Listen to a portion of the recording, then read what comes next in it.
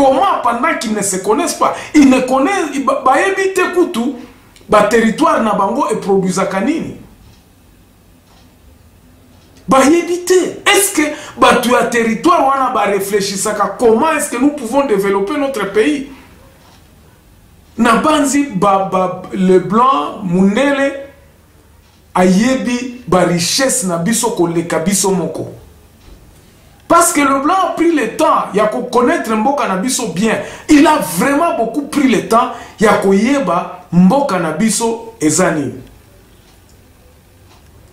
Je vais botalaka ndenge nazako faire défiler ba liste ya ba territoire nyoso ya République démocratique du Congo. Eza 145.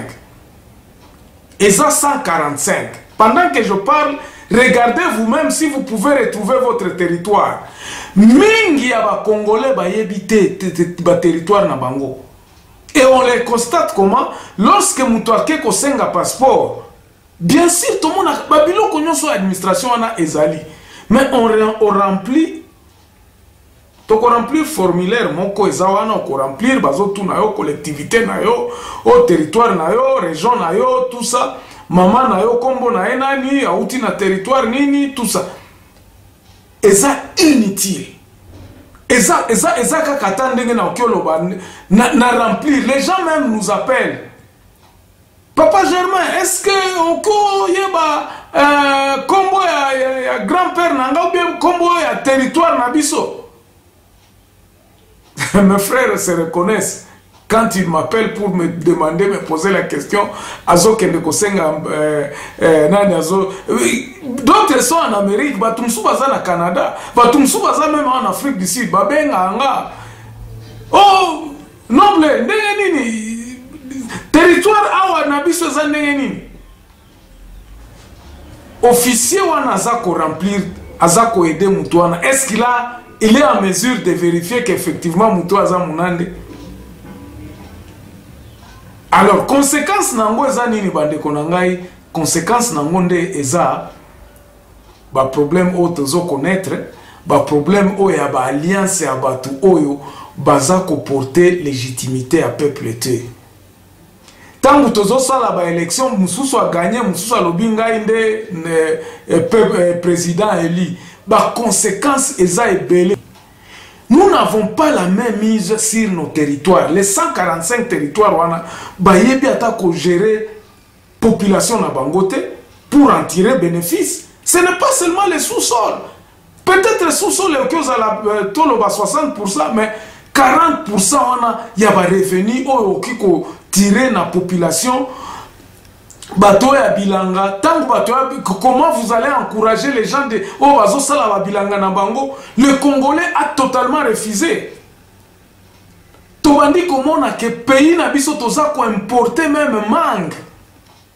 Shoprite eza ko importer mangue awa ya Afrique du Sud eza ba mangue ya lokuta mangue eza ko teka na Kinshasa. Qui en bénéficie? Batouana peut bazo sala mbongo ebele. Qui en bénéficie? C'est parce que le Congolais a refusé de travailler. Est-ce que pour travailler, pour ngana ebi mnambandaka, je connais bien parce que j'y ai été et j'ai vécu pendant peut-être 4 ans nambandaka kuna, ba manga kitoko eza kuna. Est-ce qu'il y a un Congolais ne peut pas faire une industrie à mangue? Mais tango yo Congolais na ebaka i du fruit. Na idui tozalaki tozana ba anana ebele. On a la possibilité avec n'importe quoi ya kosala ba jus kuna. Est-ce que ce jus là si nous le faisons est-ce que eko bénéficier nini? Ba idée za ebele mais il faudrait que Congolais amiye ba d'abord yemoko. Congolais azala à mesure ya ko décrypter qu'est-ce qu'il est, qu'est-ce qu'il a. Bande konanga baza nani baza banani awa. Mes chers amis, likambo abanyamulenge eza ko troubler biso mutu. Mais moi j'ai des amis que je connaissais tant aux autres de côté à Uvira kuna toemoni banyamulenge baza na ba vache iso. Qu'est-ce que ces vaches là bénéficie du territoire ya nani ya Fizi ou bien ya Uvira kuna et bénéficier à nini. Mais si l'administrateur du territoire ayebi que non bangombe wana epesaka mbongo oyo tokokiko gérer nango territoire na biso bangombe wana ebénéficiaka biso boye ebénéficiaka biso boye, est-ce que kobengana munyamulenge? Est-ce que kobengana munyamulenge? Mais c'est parce que la base n'a pas autorité sur sa terre. On n'a jamais eu de problème ya batuba et panabiso. Jamais. Okoki ko sala ta 30 kuna batuana ba yebi que non bango pe ba koma kuna ils en bénéficient. Mais les richesses qu'ils ont et bénéficient à na territoire na binote. Mais si vous tous ba bembe badani ba vira banani boye baka non biso ba vira territoire na biso yangoyo, richesse na biso yangoyo, batuoyo, vous vous reconnaissez entre vous autres, boyebi que moi je dois protéger le munyamulenge parce que ngombe ya banyamulenge epesaka biso moi mbongo ya ko tonga babala na biso. Est-ce que kobengana vraiment? Je parle tout simplement kuna côté ya bazombo pe baza côté kuna bazombo mususu baza côté ya ba Congo kuna basala ka bazana ba mbongo ebele me baza ba angolais entre temps tokubandaka ko bunda o terre na biso toza ba autochtone mais oza autochtone oyebi ba autochtone o baza kuna biso banande nous ne sommes pas capables dans la territoire de Benito, nous ne sommes pas capables de connaître même munande asananité. Mais si les directeurs administrateurs ya territoire ya côté kuna ayebi batunanga baza autant na geraka batu ya l'état nanga boye batuna biso politique na biso za ko protéger mutu nyonso toza na territoire na biso toyebi nani azokota toyebi nani azobima toyebi ke batu oyo biloko na bango yangoyo basombaka yangoyo nous pouvons avoir un fichier na kati na biso toyebi ke mutu nini aza wapi mutu. Et c'est ça l'identité. Problème ya identité yango wana. Problème ya identité ezamakasi. Et c'est ça cours de cours la légitimité et puis identité congolaise na biso ezanini. Prenons par exemple la culture Luba. Culture wana tokoki ko exporter yango. Culture kaka ekopesa pe mbongo ebele mais biso moko tozomi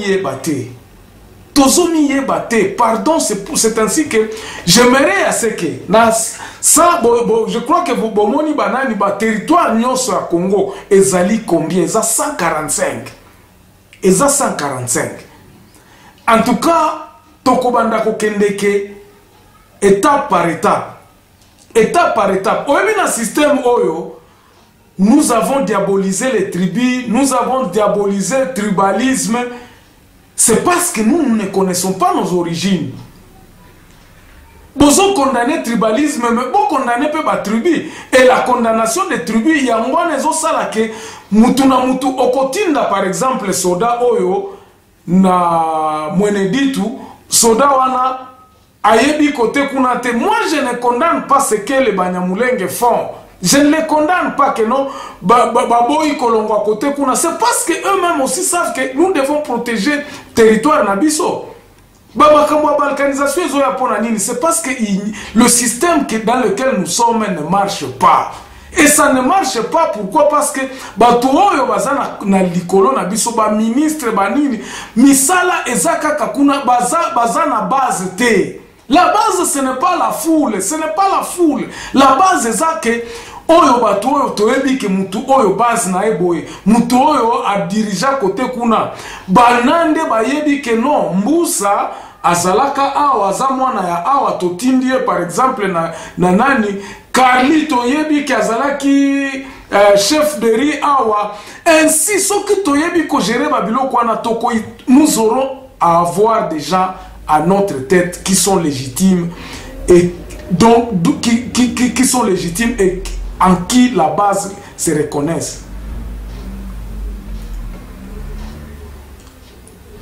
Je ne condamne pas les partis politiques. Je ne veux pas ce que na kota na nani wana.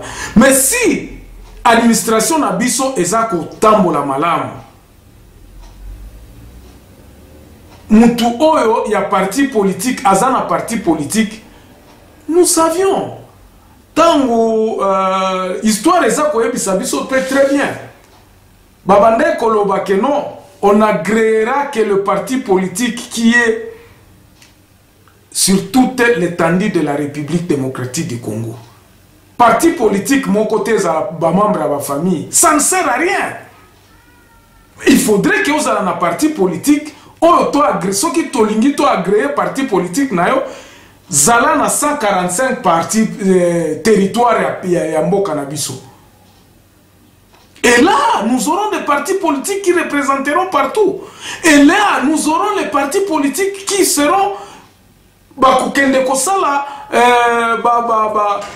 nani na bango na kati ya ba territoire kuna koloba keno na kati ya territoire oyo ba membre na biso baza autant.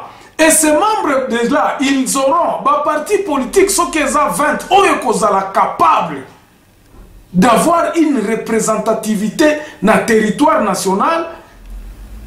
Si nous allons faire les campagnes, nous allons savoir comment Babilo Kwananyo Sotoezo Kende. Mais aujourd'hui, na lingina loba na attirer attention ya ba Congolais ya koyeba origine na bango. Et nous en parlerons dans cette tranche, nous en parlerons vraiment à fond. Ya koloba ke non, ba terre na biso nyonso oyo toza itozo gérer yango ndenge nini. Nous gérons le Congo comment? Administration na biso ata tolobi ki administration centrale ezali, mais ekoma centrale ndenge nini, parce que les régions ne seront pas commandées par le central, mais centrale ekozala commandée par les régions. Okoki kobimisa or et pas nangate sans que ngai administrateur du territoire na ebité. Est-ce que les administrateurs du territoire, savent combien va bénéficier à Kanaba sous-sol na bango? Et c'est ça l'identité. Ce qui toyebi ko gérer batunabi, ce qu'on a toyebi que territoire nabi. Et de là, na niveau wana tokozala na kobo na kobunda na ko oh towele nini te towele nini tokoyeba. Banani baza wapi, banani bazo sala nini bazo. Et nous pourrons avoir une armée républicaine. Oh toyebi que non, na territoire na biso tozana disons 50 ou 45 000 ou bien tozana na 300 garçons oyo ba généraux ou bien tozana soki tozana tokozala na 145 généraux o ba uti na ba territoire tozana ba colonel na ba territoire wana tozana ba biloko structure nyonso oyo tokoyeba ke soki comme na niveau central ndenge nini kozala. Mais mundele atika ba structure wana nyonso. La CENI a fait un grand travail. Je ne rejette pas ça. Mais conscience ya ko utiliser ba données wana ya ko rendre ngo effectif nde ezate.